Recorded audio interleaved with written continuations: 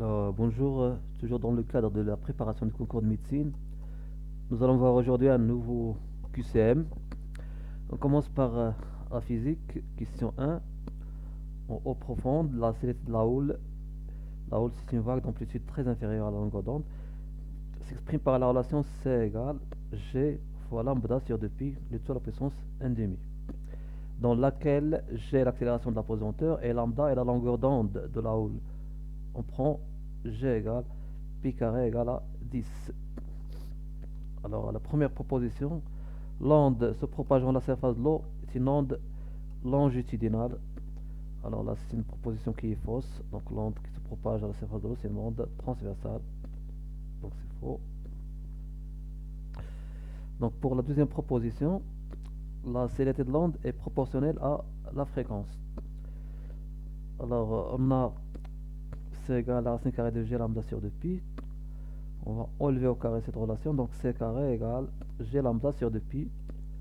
Donc, C carré égale G. Donc, on va remplacer lambda, c'est C sur N. N, bien sûr, c'est la fréquence. Donc, C carré égale à G fois C sur 2pi fois N. On simplifie par C et on trouve que C égale G sur 2pi fois N. Alors, la proposition B, la célérité de l'onde est proportionnelle à la fréquence, donc elle est fausse. Donc, la célérité elle est inversement proportionnelle à la fréquence. Et la proposition C, l'eau est un milieu dispersif pour ce type d'onde. Eh bien, cette proposition, elle est juste. Donc, on remarque que la célérité varie en fonction de la fréquence. Donc, plus la fréquence augmente, plus la célérité diminue. Donc, l'eau est un milieu dispersif car la célérité de l'onde dans ce milieu dépend de sa fréquence. Donc, la proposition vraie, c'est la proposition C. Donc, c'est pas la peine de vérifier la proposition D puisque d'après les consignes, on a une réponse juste pour chaque question. Donc, une fois on trouve la réponse juste, donc c'est pas la peine de vérifier la dernière proposition. Alors, la question 2, la réaction de fusion entre un noyau de deutérium H de 1 et un noyau de tritium H31 conduit à la formation d'un noyau d'hélium He42. On donne l'énergie de liaison par nucléon au MeV par nucléon pour l'hydrogène 2,1, pour l'hydrogène 3,1 et pour le hélium. Alors, la proposition A, l'énergie de liaison d'un noyau est égale au produit de défaut de masse des noyaux par la célérité de la lumière dans le vide. Alors là, c'est une proposition qui est fausse. Donc, l'énergie de liaison d'un noyau est égale au produit de défaut de masse des noyaux par le carré de la célérité. Donc, il fallait écrire le carré de la célérité. Donc, l'énergie de liaison, c'est delta M fois C carré. C'est pas delta M fois C. Donc, la proposition, elle est fausse. Deuxième proposition, l'énergie de liaison des noyaux d'hydrogène 3,1 est de 1 MeV. Alors, on a ici l'énergie de liaison par nucléon. On rappelle que l'énergie de liaison par nucléon, c'est l'énergie de liaison sur A, EL sur A. Alors, pour le noyau d'hydrogène 3,1, on a A qui est égal à 3. Donc, l'énergie de liaison, c'est 3 fois l'énergie de liaison par nucléon. Donc, A fois l'énergie de liaison par nucléon. Donc, c'est 3 fois 3, ça fait 9. Donc, la proposition, elle est fausse. Donc, la proposition B, elle est fausse. La proposition C, la réaction de fusion entre un noyau de deutérium et un noyau de tritium s'accompagne de l'émission de deux neutrons. Alors, on va faire le calcul. Donc, l'hydrogène de 1 plus l'hydrogène 3,1 qui est dans l'hélium 4,2 plus X neutrons.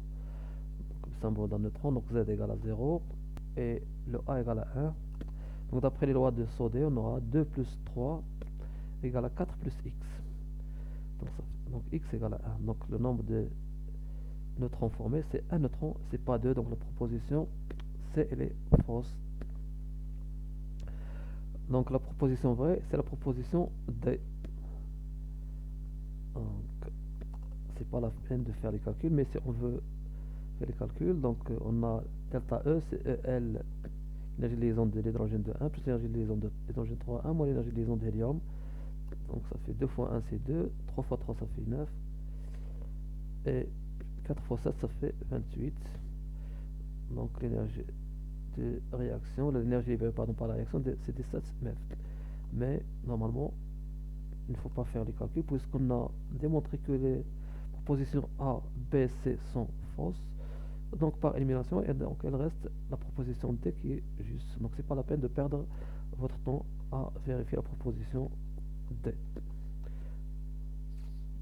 Alors pour la question 3, un faisceau de lumière parallèle monochromatique de longueur d'onde dans le vide lambda 0 égale à 600 nanomètres produit par une source laser arrive sur une fente de largeur θ égale à 0,1 mm. On place un écran perpendiculairement à la direction du faisceau à une distance d égale 2 mètres de la fente en donne c égale 3 10 puissance 8 mètres par seconde. Alors la première proposition, lorsque cette onde lumineuse se propage dans l'eau, sa longueur d'onde augmente. Alors on a lambda qui est égal à lambda 0 sur n, avec lambda c'est la longueur d'onde dans le milieu, lambda 0 c'est la longueur d'onde dans le vide, n c'est l'indice de réfraction du milieu. Sachant que l'indice de réfraction d'un milieu il est toujours supérieur à 1, donc automatiquement on aura lambda inférieur à la lambda 0.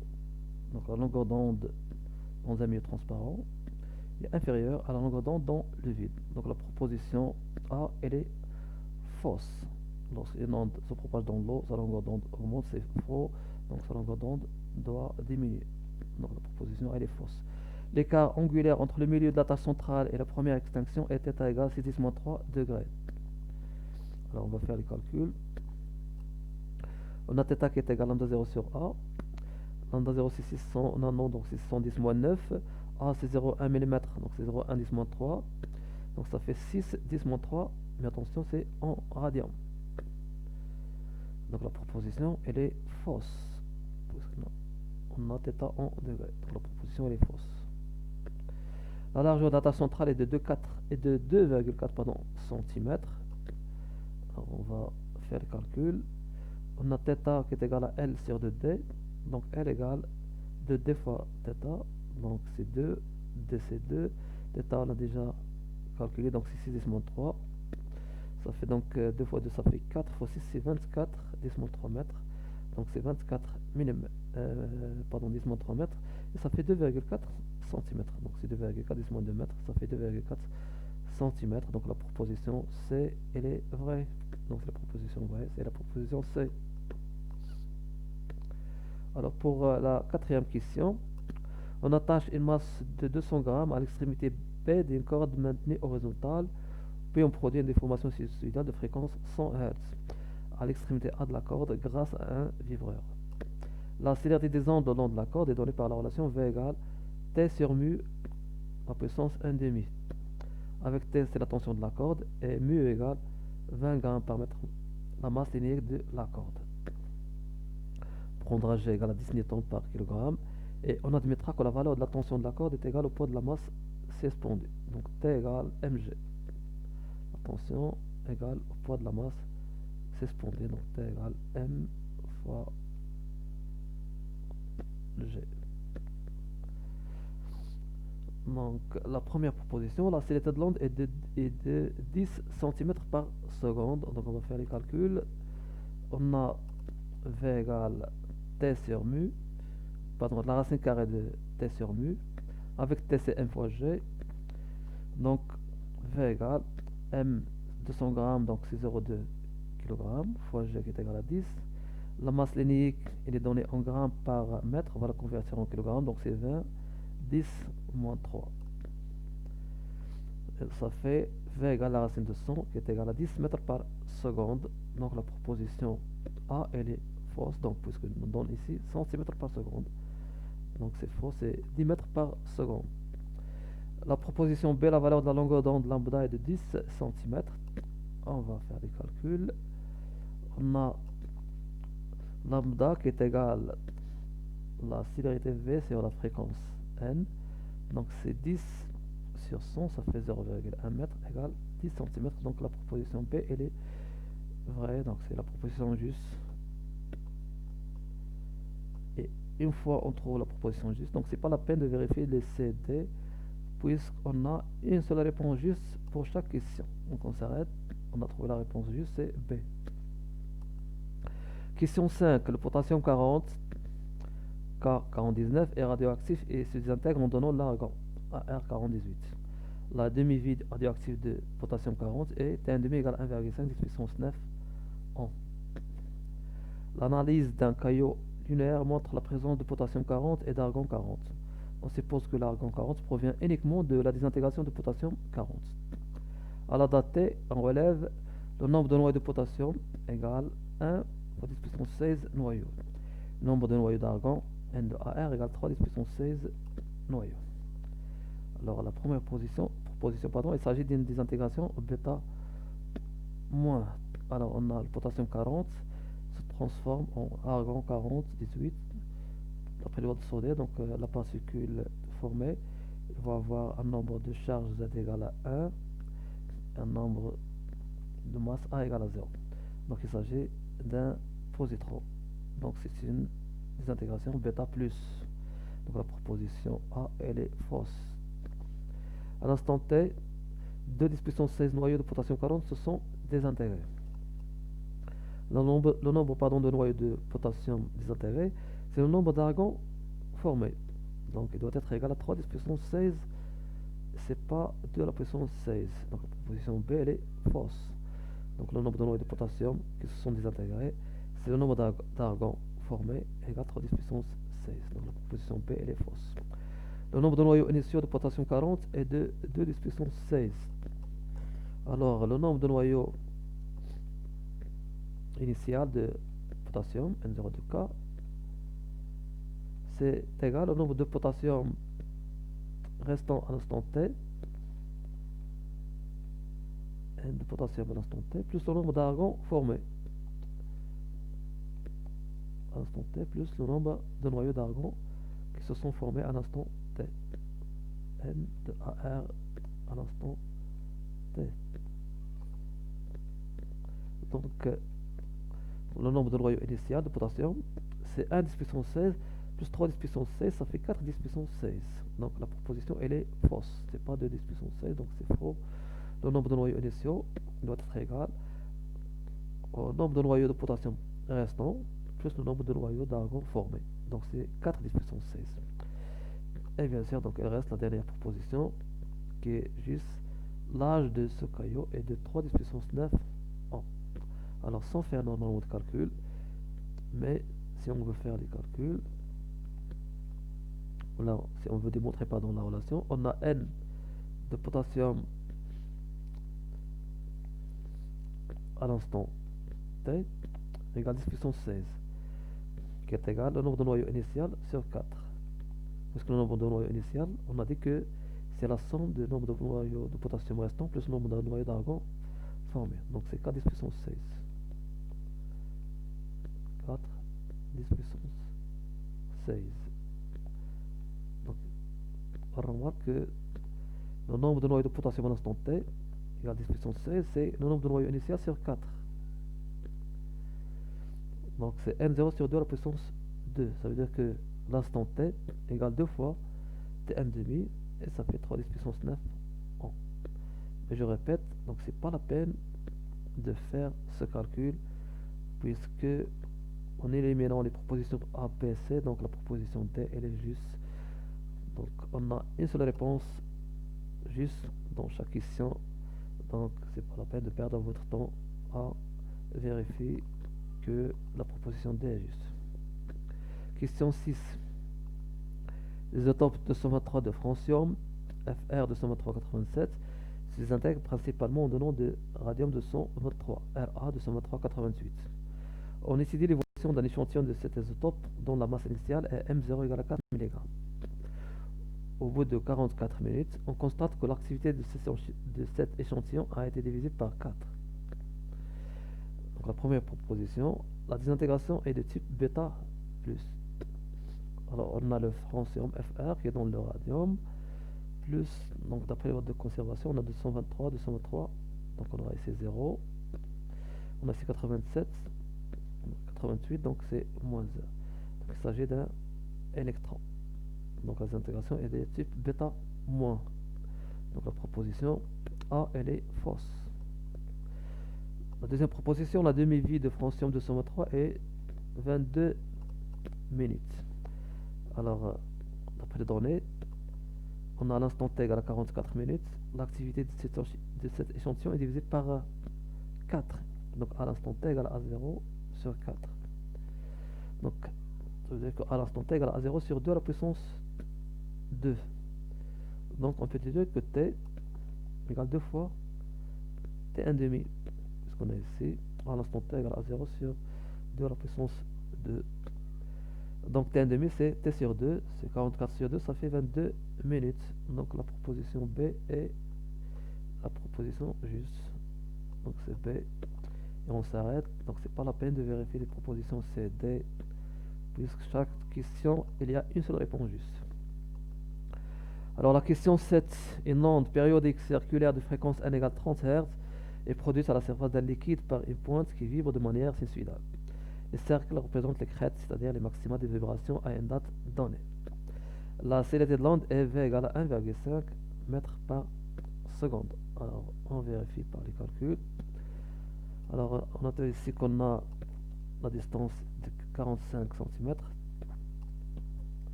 correspond à 1, 2, 3, 4, 5, 6, 7, 8, 9 lambda.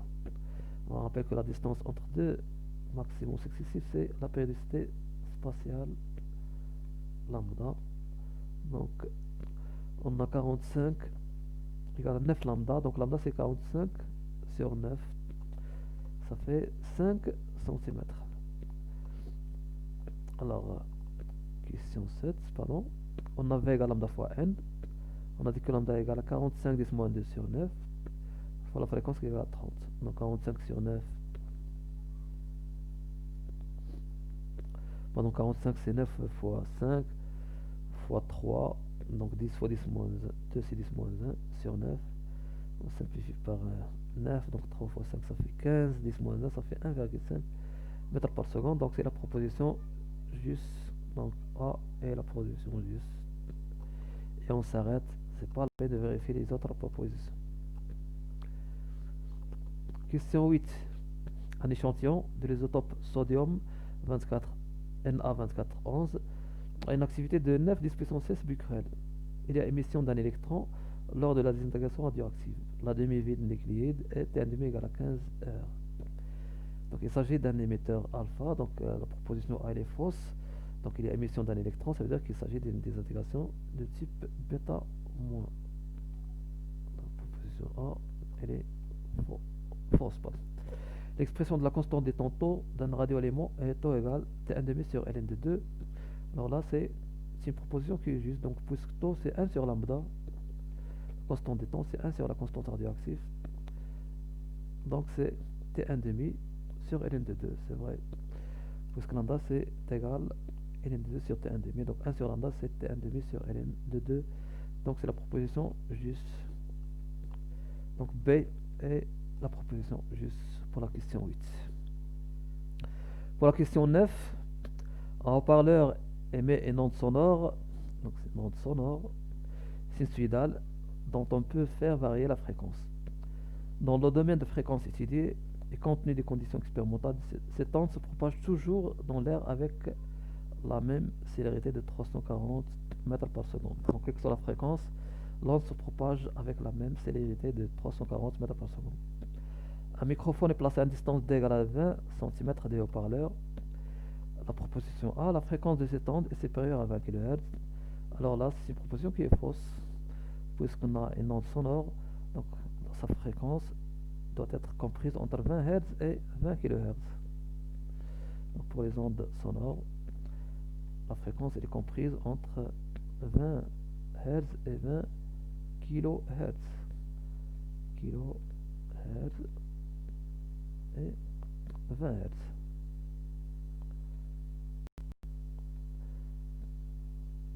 Donc c'est l'intervalle de fréquence des ondes sonores. Donc au-delà de 20 kHz, supérieur à 20 kHz, ce sont les ultrasons. Pour les fréquences inférieures à 20 Hz, ce sont les infrasons. les ondes sonores audibles, comprises, leur fréquence est comprise entre 20 Hz et 20 kHz. La proposition A, elle est fausse, supérieure à 20 kHz, ce sont les ultrasons. La proposition B, la longueur d'onde ne change pas avec la fréquence. Alors, pour cette proposition, on a, pardon, V égale lambda fois N, donc lambda égale à V sur N. Avec V constante, c'est 340. Donc si on change N, automatiquement la longueur d'onde va changer. Donc lambda, la longueur d'onde varie avec la fréquence N. Ça veut dire que la proposition B, elle est fausse. La longueur d'onde ne change pas avec la fréquence, donc c'est une proposition qui est fausse. La longueur d'onde doit changer avec la fréquence puisque la CRT elle est constante. La proposition C, si la fréquence choisie est égale à 1700 Hz, les signaux respectivement émis par le haut-parleur et reçus par le microphone, sont en phase. Alors, on rappelle que pour comparer l'état vibratoire de deux points, il faut calculer le rapport de D sur lambda pour déduire si les deux points vibrent en phase ou en opposition de phase. Alors, on va faire le calcul de D sur lambda. Alors, D sur lambda égale à D fois N sur V, parce que lambda c'est V sur N. Donc D c'est 2 10 moins 1. La fréquence 1700 Hz, donc c'est 17 10 puissance 2. Et V égale 340. Donc D sur lambda égale. Donc 17 fois 2 c'est 34. 10 moins 1 fois 10 puissance 2 c'est 10. Sur 340 ça fait 1. Donc on a D sur lambda qui est égal à 1 entier. Ça veut dire que les deux points vont vibrer en phase. Donc c'est la fréquence, les signaux respectivement émis par les haut-parleurs et les reçus sont en phase. Donc c'est une proposition qui est juste. Donc c'est vrai. Pour la question numéro 10, dans une cuve remplie d'eau, on dispose à une extrémité deux haut-parleurs qui sont reliés à un générateur de fonction et qui émettent simultanément une impulsion sonore. De l'autre côté de la cuve, on place deux récepteurs, l'un dans l'air, l'autre dans l'eau. Les récepteurs sont à une distance d égale 3 mètres des émetteurs et sont reliés à un oscilloscope dont le sonogramme est donné ci-dessous. Ces deux émetteurs, les deux récepteurs, pour le premier émetteur et le premier récepteur sont plongés dans l'eau. Les deuxième émetteur et le deuxième récepteur sont placés dans l'air. On enregistre les signaux reçus par les deux émetteurs sur l'écran d'un oscilloscope. On obtient sur la voie A le premier signal, et sur la voie B le deuxième signal. On donne la vitesse des sons dans l'air à peu près égale 300, 10 puissance 2 mètres par seconde, et la vitesse des sons dans l'eau à peu près égale 1,5 km par seconde. Attention, ici c'est kilomètre. Donc la première proposition, une onde sonore est une onde mécanique transversale. Alors là, c'est une proposition qui est fausse. L'onde sonore c'est une onde mécanique, mais longitudinale. Donc la proposition elle est fausse. Le récepteur placé dans l'eau est branché sur la voie B de l'oscilloscope. Alors là, la proposition elle est fausse. Alors pourquoi? Parce que on a la vitesse ou la célérité de l'onde dans l'eau, elle est supérieure à la célérité de l'onde dans l'air. Donc 1 sur V de l'eau inférieur à 1 sur V de l'air, donc D sur V de l'eau inférieur à D sur V de l'air. Donc le retard qu'on va mettre l'onde dans l'eau, il est inférieur au retard que met l'onde dans l'air. Ça veut dire que le signal A correspond à l'onde qui se propage dans l'eau. Donc c'est l'onde la plus rapide, donc on doit enregistrer le signal. Le premier signal c'est le signal de l'onde qui se propage dans l'eau. Et le deuxième c'est le signal de l'onde qui se propage dans l'air. Donc la sensibilité, pardon, le récepteur placé dans l'eau est branché sur la voie B de l'oscilloscope, c'est faux. Il est branché sur la voie A. Donc la proposition est fausse. Donc le retard qu'on va mettre l'onde dans l'eau inférieur à celui qu'on va mettre dans l'air. Donc le premier signal, la voie A, correspond au signal de l'onde qui se propage dans l'eau. La sensibilité horizontale de l'oscilloscope est de 2 millisecondes par division. Alors là, il faut faire les calculs. Alors on a le retard entre les deux signaux, delta t égale taux de l'air moins taux de l'eau. Donc le retard delta t entre les deux signaux, on a ici donc 1, 2, 3, 4 divisions. C'est 4 fois la sensibilité horizontale, égale le retard dans l'air, d sur v de l'air, le retard dans l'eau c'est d sur v de l'eau, on factorise par d, facteur de 1 sur v de l'air moins 1 sur v de l'eau. Donc soit SH égale d sur 4, facteur de v de l'eau moins v de l'air sur v de l'eau fois, sur v de l'air fois v de l'eau. Donc SH égale 3 quarts, donc la vitesse dans l'eau c'est 1,5 km, ça fait 1500 mètres par seconde. Dans l'air c'est 300, donc c'est 15 fois 3 fois 10 puissance 4. Donc 15 10 puissance 2 fois 3 10 puissance 2, ça fait 15 fois 3 fois 10 puissance 4. Donc la sensibilité horizontale est égale, donc 1500 moins 300, c'est 1200, donc c'est 12 10 puissance 2. Donc 3 quarts fois 2 10 puissance 2 qui divise 15 fois 3 fois 10 puissance 4. Et on simplifie, on a ici simplifié par 3. On a 12 sur 4 qui est égal à 3, donc 3 sur 15 c'est 1 sur 5. 10 puissance 4, en haut on aura 10 puissance moins 2. Donc SH égale à 1 cinquième 10 moins 2. 1 cinquième c'est 0,2, donc ça fait 2 10 moins 3 secondes par division, ou bien 2 millisecondes par division. Donc la proposition C, elle est vraie, c'est juste. Alors pour la dernière question de physique, la question 11. Le noyau de vanadium V5223 est un émetteur β-. Le graphe ci-dessous montre l'évolution des logarithmes népériens de l'activité d'un échantillon de cet isotope pendant 8 minutes. On donne ln de 2 égale 0,7. Donc on a la courbe ln de 1 en fonction de t en minutes. Alors la première proposition, la demi-vie de vanadium 52 est de 3,5 minutes. Alors il faut faire les calculs pour vérifier si la proposition est juste ou non. Donc on a A égale à A0 exponentielle moins lambda t d'après la loi de décroissance radioactive. Donc ln de A égale à ln de A0 moins lambda fois t. Donc la courbe ln de A en fonction de t, c'est fonction affine de coefficient directeur k égale à moins lambda. Alors k égale à moins lambda, ça veut dire que k égale moins ln de 2 sur t1 demi, soit t1 demi égale moins ln de 2 sur k. Donc t1 demi égale à moins ln de 2 c'est à peu près égal à 0,7 d'après la donnée. Donc pour le coefficient directeur k, on va prendre le premier point, ce point et ce point. Toujours prendre des points qui sont remarquables et faciles à lire.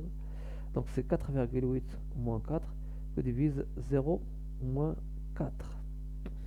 Donc c'est 4,8 moins 4 sur 0 moins 4. Ça fait 7 10 moins 1. Le 4 qui monte en haut, donc bien sûr le signe moins simplifié avec le signe moins ça devient plus.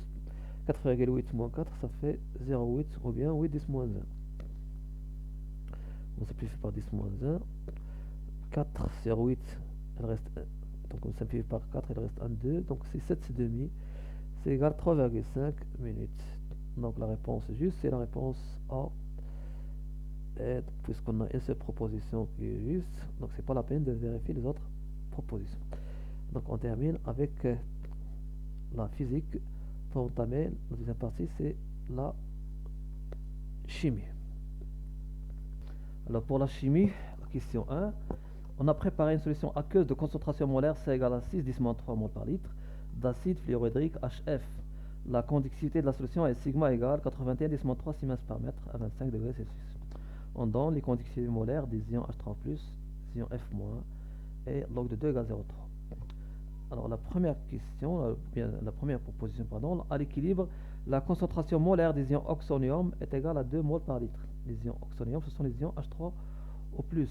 Donc il faut faire les calculs. Alors on a H3 qui est égal à sigma sur lambda de H3 plus lambda de F-, bien sûr. Donc on a brûlé les étapes, donc il fallait commencer par sigma égale lambda de H3 fois H3 plus lambda de F- fois concentration de F-. Avec les concentrations de F- est égal à H3 on factorise, on trouve H3 égale sigma sur lambda de H3 plus lambda de F-. Alors sigma c'est 81 10 moins 3, lambda de H3 plus lambda de F-, donc on a 35 10 moins 3 plus 5,5 10 moins 3, ça fait 40,5 10 moins 3. Donc c'est 40,5 10 moins 3. On simplifie par 10 moins 3, bien sûr. Donc 81, c'est 4,5 fois 2. Donc ça fait 2, mais attention, mol par mètre cube. Donc la concentration, lorsqu'on utilise la conductivité, on obtient une concentration en mol par mètre cube. Soit H3 plus égale 2 10 moins 3 mol par litre. Donc la proposition A, elle est fausse. Donne 2 mols par litre, c'est faux, donc c'est 2 mols par mètre cube, ou bien 2 10 moins 3 mols par litre. Le pH de la solution vaut 2. Alors il faut faire les calculs. pH c'est moins log de H3 plus. Dans cette relation, bien sûr, la concentration des ions H3 doit être exprimée en mols par litre. Donc c'est moins log de 2 fois 10 moins 3. Donc log de A fois B, c'est log de A plus log de B. Donc c'est moins log de 2. Moins log de 10 moins 3 qui est égal moins 3, c'est plus 3. Donc c'est 3. Log de 2, c'est 0, combien, pardon, 0,3. Donc moins 0,3 plus 3, ça fait 2,7. Donc la proposition, elle est fausse. C'est 2,7, c'est pas 2. La réaction de HF avec l'eau est totale. Là encore, il faut faire les calculs. Donc on va calculer le taux d'avancement final de la réaction. Donc H3 plus sur C, c'est 2 10 moins 3. Que divise C, c'est 6 10 moins 3. On simplifie par 10 moins 3. 2 16e, donc c'est 1 tiers. 1 tiers, c'est 0,33. Donc c'est 33,3%. Donc la réaction est limitée. Donc la proposition C, elle est fausse. Et bien sûr, donc la dernière proposition, c'est la proposition juste. Proposition D. Pour la question 2, on prépare une solution de soude en dissolvant 0,2 g d'hydroxyde de sodium. La soude, c'est l'hydroxyde de sodium, c'est NaOH. Dans 100 mètres d'eau, on donne le logarithme décimal de 2, c'est 0,3. La masse molaire de NaOH est égale à 40 g par mol. KE, c'est 10-14. Donc, je rappelle que la soude, c'est le nom commercial de l'hydroxyde de sodium, NaOH. Alors, la proposition A, la concentration de la solution est égale à 0,5 mol par litre. Alors là, il faut faire les calculs. On a la concentration C qui est égale N sur V. Avec N, c'est la masse sur la masse molaire, fois V. La masse, donc c'est 0,2 g, donc c'est 2 10 moins 1. La masse molaire, c'est 40, donc c'est 4 fois 10. Le volume, 100 mètres, ça fait 10 moins 1 litres. On simplifie par 10 moins 1, bien sûr. Donc ça reste 1 demi, les 10 qui montent en haut, donc 10 moins 1. 1 demi, c'est 0,5. 0,5 10 moins 1, ça fait 5 10 moins 2 mol par litre. Donc la proposition, elle est fausse. Dans 0,5, donc c'est faux. Donc c'est 0,05 ou bien 5 10 moins 2. La proposition V, la valeur de KE, le produit ionique, elle est indépendante de la température, donc c'est faux. La valeur des constantes d'équilibre, quelle que soit cette constante, KE, KA, elle dépend toujours de la température. Donc la valeur de KE, indépendante de la température, donc c'est une proposition qui est fausse. Le pH de la solution est de 12,7. Alors il faut faire le calcul. Alors le pH, c'est moins log de H3 au plus. Donc c'est moins log de H3 plus, c'est KE sur H au moins. La concentration de H au moins, c'est la concentration de la solution, donc c'est C. On rappelle que la solution c'est NaOH, Na plus H au moins. La solution étudiée, donc la solution de soude, c'est Na plus H au moins. Donc la concentration de H au moins est égale à la concentration de la solution. Donc H au moins c'est C. Donc ça fait pH égale à moins log de KE. Je rappelle que le log de A sur B c'est le log de A, moins log de B, donc moins log de KE, moins log de C, c'est plus log de C. Ça fait 14 plus log de C, c'est 5 10 moins 2, ou bien c'est 0,5 10 moins 1. Donc c'est 14 plus log de 0,5 plus log de 10 moins 1, c'est égal à moins 1. Log de 0,5, 0,5 c'est 1 demi, donc c'est moins log de 2 moins 1. Donc log de 0,5 c'est log de 1 demi, log de 1 demi c'est moins log de 2. Log de 1 sur x c'est moins log de x. Donc ça fait 14 moins 0,3 moins 1, ça fait 12,7. Donc la proposition elle est vraie, donc c'est la proposition C qui est juste. Pour la question 3, on étudie la cinétique de la transformation totale entre le peroxyde d'hydrogène ou bien l'eau oxygénée H2O2, les ions iodure et moins, l'équation chimique modélisant cette transformation s'écrit sur la forme H2O2 AQ plus 2 fois I moins AQ plus 2H plus AQ qui donne I2 plus 2H2O liquide. Alors, les données, on donne la masse molaire moléculaire de d'iode I2 à peu près égale à 100 grammes par mol. Le document C2 présente les résultats de la cinétique étudiée aux évolutions de la quantité de matière respective des trois réactifs en fonction des temps. Donc, le graphe, le document nous donne les variations de quantité de matière des trois réactifs H2O2, H+, et I- en fonction des temps. Alors, la première proposition, l'avancement maximal est 3,5 mmol. Alors, d'après ce document, donc, le réactif limitant, c'est I-. Donc, c'est le réactif qui disparaît totalement à la fin de la transformation. Donc, le réactif limitant, c'est I-. Donc, on va faire le calcul pour calculer X max et vérifier si la proposition est vraie ou non. Alors, I- est le réactif limitant, donc la quantité de matière finale de I- c'est 0. La quantité de matière d'état final, c'est N0 de I- moins 2X max. Alors, dans l'équation, on a 2 I-. Donc, à l'état final, on aura N0 de I- moins 2X max égale à 0. Donc, X max, c'est N0 de I- sur 2. Alors, N0 de I-, on la prend à partir des graphes. Donc, N0 de I-, c'est 3,5 millimol. Donc, N0 de I-, c'est 3,5. On va la laisser en millimol. Donc, pour calculer X max en millimol, donc c'est 3,5 sur 2, ça fait 1,75 millimol. Donc, la proposition A, elle est fausse. Donc, elle donne 3,5 millimol. Donc, non, c'est faux. La vitesse volumique de la réaction s'écrit sur la forme V égale 1 demi la dérivée de I-, la concentration de I- sur dt. Alors là, c'est une proposition qui est fausse. Alors le I- qui est un réactif, normalement, l'expression de la vitesse doit être moins 1 demi, c'est pas plus 1 demi, donc c'est moins. C'est le moins qui manque, donc la proposition B est fausse. La proposition C, l'état final de la réaction est atteint à partir de 70 secondes. Alors d'après le document, alors l'état final, à peu près, elle est atteint à peu près 55 secondes, donc la fin de la transformation. Donc la proposition elle est fausse. Pardon. La proposition C elle est fausse, donc l'état final est à partir de 70, il est faux donc à partir de 55 secondes. Et bien sûr il reste la proposition D qui est la proposition juste sans calcul, donc sans perdre de temps. Si vous voulez perdre un peu de temps, donc on peut faire les calculs, mais normalement il ne faut pas faire les calculs puisqu'on a éliminé les trois premières propositions. Donc la proposition qui reste, c'est la proposition qui est juste. La masse finale, c'est la quantité de matière finale fois la masse molaire. Donc c'est X max fois la masse molaire. X max c'est 1,75 10 3 fois 100. Ça fait 175 10 3 grammes ou bien 175 milligrammes. Mais encore une fois, c'est pas la peine de faire les calculs puisqu'on a éliminé les trois premières propositions. Donc la proposition qui reste, c'est la proposition juste. Donc c'est pas la peine de perdre votre temps. Alors la question 4. Soit une solution aqueuse d'un acide faible à H de concentration molaire C en donne taux égal à 20% et C égale 8,3 mol par litre. La constante d'acidité Ka du couple AH- vaut. Alors il faut faire le calcul.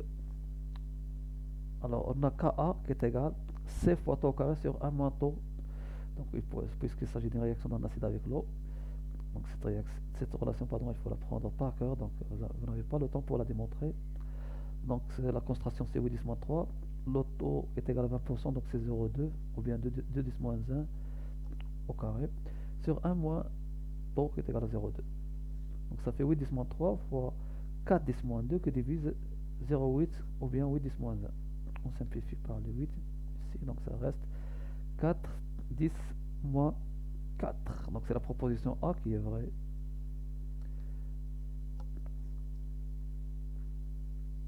Question 5. Un bécher contient A égale à 20 ml d'une solution aqueuse d'acide chlorhydrique. calorique, donc c'est H3 plus c'est L moins. De concentration, c'est A égale 2,5 10 moins 2 moles par litre. Cette solution est titrée par une solution aqueuse d'ammoniac NH3 de concentration CB égale 5 10 moins 2 moles par litre. On donne pKa du couple NH4 plus NH3 9,2. pKa égale 14 et 10 à la puissance 0,8, ça fait 1,58. La constante d'équilibre associée à l'équation de la réaction du titrage est... Alors il faut faire les calculs. Alors l'équation de la réaction du titrage, c'est NH3 plus H3 plus qui donne NH4 plus H2O.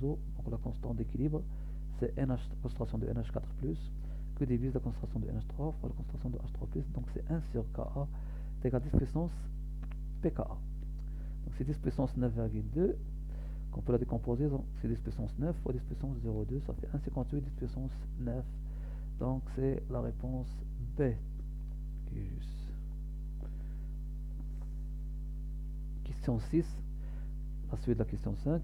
Juste avant l'équivalence, VB inférieur à VB équivalent, l'expression du pH du mélange réactionnel est pH du mélange réactionnel pour un volume VB inférieur à VB équivalent. Alors on rappelle ici qu'on dose une solution d'acide chlorhydrique par une solution d'ammoniac. Donc le réactif titrant c'est l'ammoniac et le réactif titré c'est H3O+. Alors on a la réaction NH3 plus H3 plus qui donne NH4 plus H2O. C'est une réaction qui est totale bien sûr.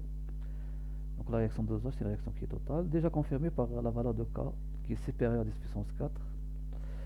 Donc l'état initial on a CBVB, CAVA 0, bien sûr pour en excès. L'état final CBVB moins Xmax, CAVA moins Xmax et Xmax. Alors avant l'équivalence pour VB inférieur à VBE, le réactif limitant et le réactif titrant. Ici le réactif titrant c'est NH3. Donc Xmax c'est CB fois VB. Donc la concentration de H3 plus à l'état final, c'est CAVA moins Xmax, Xmax est égal à CBVB sur V total, VA plus VB. Avec CAVA égale à CB fois V équivalent, c'est la relation d'équivalence, d'où pH égale moins log de CB VB équivalent moins CB VB qui divise VA plus VB, donc c'est la proposition A qui est juste. Donc c'est la proposition A qui est la proposition juste. Pour la question 7, on prépare une solution S en mélangeant 0,28 g de fer en poudre, 0,56 g de cadmium, 10 ml d'une solution aqueuse de sulfate de fer 2 de concentration 0,1 mol par litre et 10 ml d'une solution de sulfate de cadmium de concentration 0,1 mol par litre. Donc les deux solutions ont le même volume et la même concentration. La transformation est modélisée par l'équation chimique CD2+, plus Fe qui donne CD plus Fe de plus. La constante d'équilibre de cette réaction vaut K égale à 20. On donne 21 fois 0,9 égale à 19. Et la masse molaire de fer qui est égale à 56 g par mol. Alors la proposition A, le système évolue spontanément dans le sens de formation des ions cadmium. Alors pour répondre à la question, on va calculer le quotient de réaction à l'état initial et le comparer avec la constante d'équilibre. Donc à l'état initial, QR initial c'est la concentration initiale de Fe de plus qui divise la concentration initiale de CD de plus. Bien sûr, dans l'expression de QR, on ne tient pas compte des espèces solides. Donc QR initial est égal. Donc la concentration initiale, c'est la quantité de matière sur le volume total. Donc c'est CV sur V total. De même, pour le CD de plus, donc c'est CV sur V total. On a le même C, le même V. Donc QR, simplifiant, égale à 1. Donc QR égale à 1 qui est inférieur à K qui est égal à 20. Donc le système évolue spontanément dans le sens direct. Ça veut dire que le système va évoluer dans le sens de disparition des ions cadmium, le sens direct. Donc la proposition, elle est fausse. Le système évolue spontanément dans le sens de formation des ions cadmium, elle est fausse. Le système évolue dans le sens de la disparition des ions cadmium. La proposition B, à l'équilibre, l'avancement final est X final égale à 0,6 millimol. Alors, il faut faire les calculs. On a à l'état d'équilibre K égale la concentration finale de Fe de plus qui divise la concentration finale de CD de plus. On a le tableau d'avancement. État initial, on a CV 0,1 fois 10-2, ça fait 10-3. N0 de Fe, N0 de CD, 10-3. À l'état final, 10-3 moins XF, N0 moins XF, N0 plus XF, 10-3 plus XF. Donc K égale 10 moins 3 plus xf sur v total que divise 10 moins 3 moins xf sur v total. En simplifiant par v total, ça reste 10 moins 3 plus xf sur 10 moins 3 fois, sur 10 moins 3 moins xf. Donc k fois 10 moins 3 moins xf égale 10 moins 3 plus xf, soit 10 moins 3 facteur de k moins 1 égale xf facteur de 1 plus k. Donc xf égale 10 moins 3 fois k moins 1 sur 1 plus k. Donc c'est 10 moins 3, donc 20 moins 1 c'est 19, et 20 plus 1 ça fait 21. Et d'après les données, on a 19 sur 21 égale 0,9. Alors 19 que divise 21 c'est 0,9. Donc 0,9 10 moins 3 mol, ça fait 0,9 millimol. Donc la proposition B, elle est fausse. Pour la proposition C, le taux d'avancement final est taux égal 90%. Alors on a déjà calculé x final. On va calculer le x max. On a ici deux réactifs. Le premier réactif c'est CDD+, le deuxième réactif c'est FE. Alors si on suppose que CDD+ est le réactif limitant, 10 moins 3 moins x max égale à 0. Si on suppose que le FE qui est le réactif limitant, on aura N0 de FE moins x max égale à 0. Alors, calcul de x max, donc 10 moins 3 moins x max égale à 0.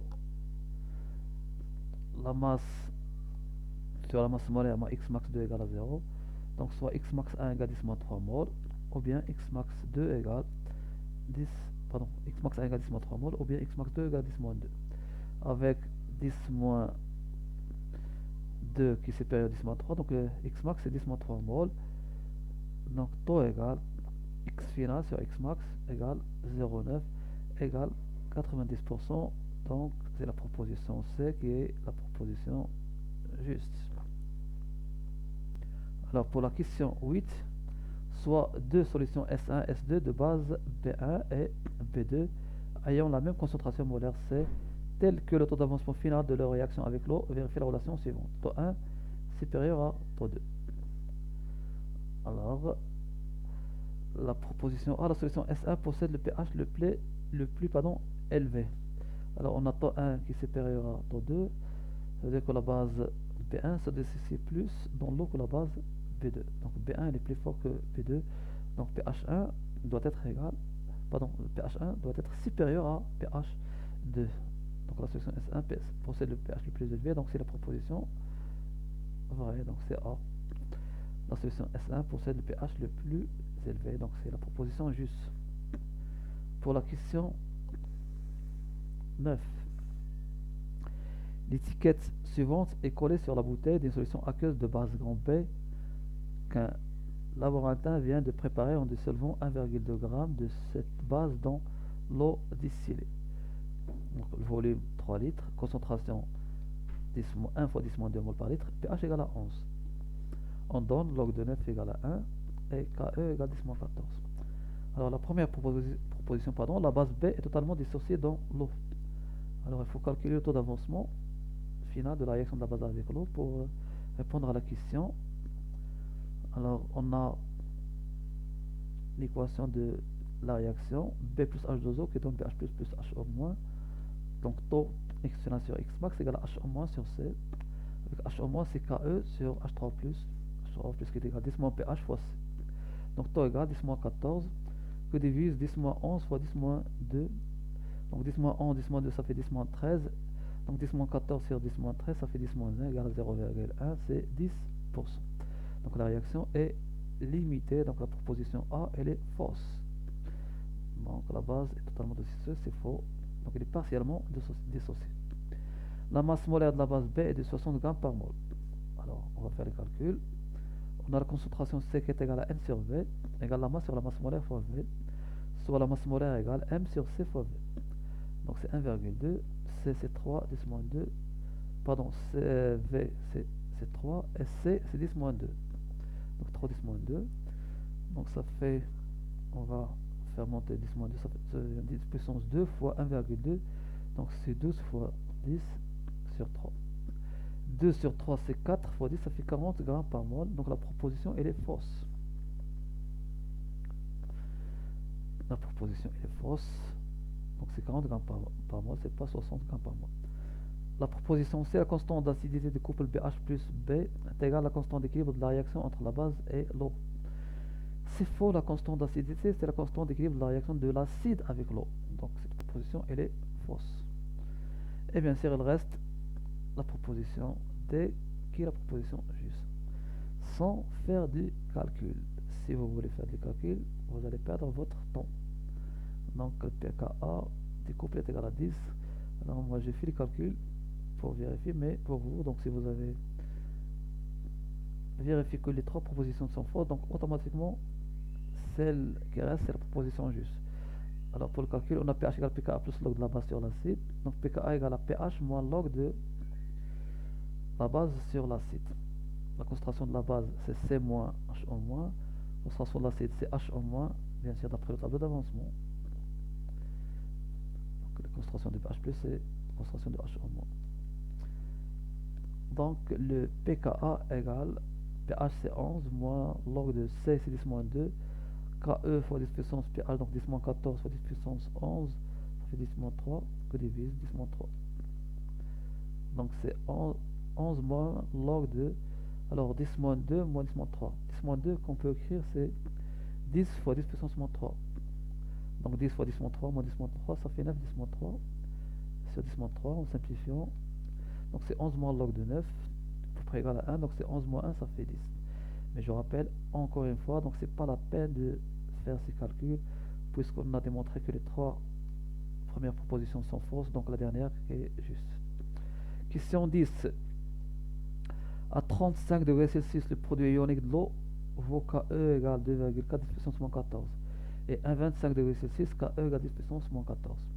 On donne log de 2,4 10 moins 14 égale moins 13,6. Et on donne la salive à un pH égal à 6,85 à 37 degrés Celsius.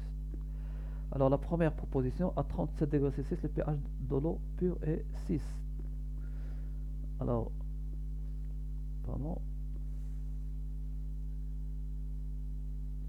on a 37 degrés Celsius, pKe égale 13,6, moins l'eau de KE, donc c'est 13,6, et à 25 degrés Celsius, pKe c'est 14. Alors pour une eau, alors pour la première proposition, c'est quoi? À 35 degrés Celsius, le pH de l'eau pure est 6. Donc à 35 degrés Celsius, on a pKe égale à 13,6. Donc pour une eau pure, le pH doit être égal à pKe sur 2. Ça veut dire 6,8. Donc la première proposition, elle est fausse. Donc le pH d'une eau pure à 35 degrés Celsius doit être égal à 6,8. pKe sur 2. pKe c'est 13,6 sur 2, ça fait 6,8. Alors pour la proposition B, la salive est acide à 35 degrés Celsius. Donc on a 35 degrés Celsius, pKe égale 13,6. Donc pKe sur 2, on a dit que 6 est égal à 6,8. Donc on a le pH de la salive qui est égal à 6,85, supérieur à 6,8. Donc normalement salive est basique. On a pH qui est supérieur à pKe sur 2.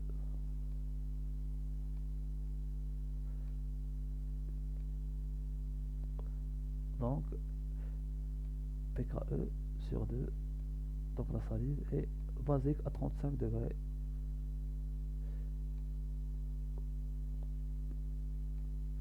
Donc pKe à 37 degrés c'est 13,6. 13,6 sur 2 ça fait 6,8. On a 6,85 qui est supérieur à 6,8. Donc la salive est basique à 37 degrés Celsius.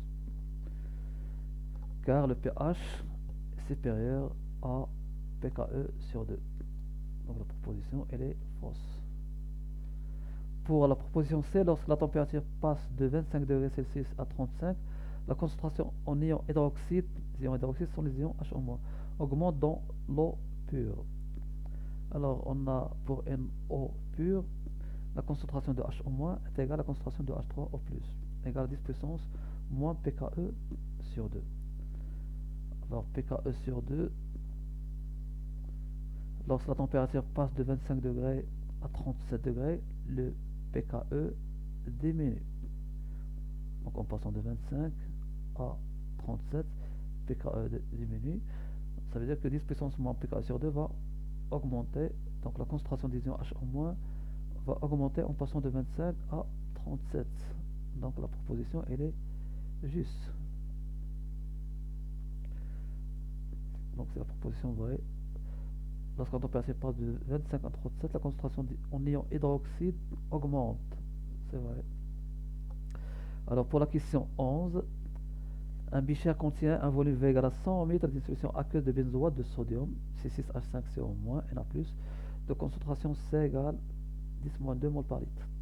On ajoute dans ce bichère un volume V' égal à 5 ml d'une solution aqueuse d'acide chlorhydrique de même concentration C. La transformation chimique associée est considérée comme une réaction totale. On donne le pKa d'acide benzoïque liant benzoate égale 4,2 et le log de 19 égale 1,3. Alors la première proposition, l'ion benzoate est le réactif limitant. Alors il faut faire les calculs pour vérifier cette première proposition. L'équation de la réaction, c'est C6H5CO- plus H3+, qui donne C6H5COH plus H2O. Donc à l'état initial, on a CV, C fois V', 0. Les deux solutions ont la même concentration C. L'état final, donc CV moins X max, puisque d'après les données, la réaction elle est totale, donc CV moins X max et CV' moins X max, X max. Avec V supérieur à V', donc C fois V supérieur à C fois V'. Ça veut dire que H3+ est le réactif limitant. X max c'est C fois V'. Donc la première proposition, l'ion benzoate est le réactif limitant, est fausse. Donc c'est les ions oxonium H3+ qui sont les réactifs limitants. Alors la deuxième proposition, la constante d'équilibre de la réaction qui a lieu est K égale à Ka sur Ke. Alors on a la constante d'équilibre de cette réaction K égale, c'est la concentration de l'acide que divise la concentration de la base fois H3O+. Ça veut dire que K égale à 1 sur Ka. Donc la proposition de la B, pardon, elle est fausse. Donc K égale à 1 sur Ka. Le pH du mélange vaut 5,5. Alors on va faire les calculs. On a pH égale à pKa plus log de la concentration de la base sur la concentration de l'acide. Donc pH égale à pKa plus log de CV moins CV' que divise X max c'est C fois V'. Donc pH égale à pKa plus log de, on a C, c'est la même pour les deux solutions, donc on simplifie par C. Donc c'est V moins V' sur V'. Donc pH égale à pKa, pardon, pH égale pKa, donc c'est 4,2 plus log de V moins V', donc 100 moins 5 c'est 95 ml que divise V' qui est égal à 5 ml. Donc c'est 4,2 plus log de 19. Donc c'est 4,2 plus 1,3, ça fait 5,5. Donc c'est la proposition juste, c'est la proposition C. Et ainsi se termine ce QCM. Donc avant de terminer, je vous souhaite bonne chance et bon courage. Et à bientôt.